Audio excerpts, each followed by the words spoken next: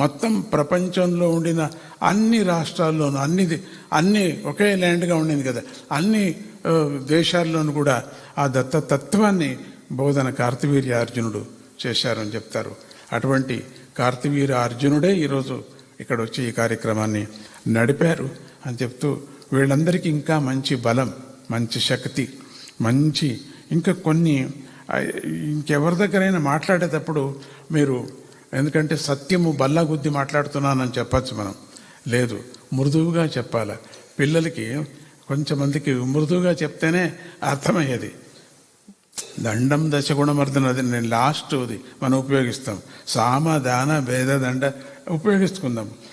ప్రారంభంలోనే దండం ఉపయోగించకూడదు. మీరు సమాధానంతో వెళ్ళాలి, మనం ప్రేమతో వెళ్ళాలి, ప్రేమ నుంచినే దగ్గరికి చేర్చుకోవాలా అని అంటూ వాళ్ళని గుచ్చి తర్వాత లోపలికి వచ్చిన తర్వాత గుచ్చుకోవచ్చు ఎంతైనా.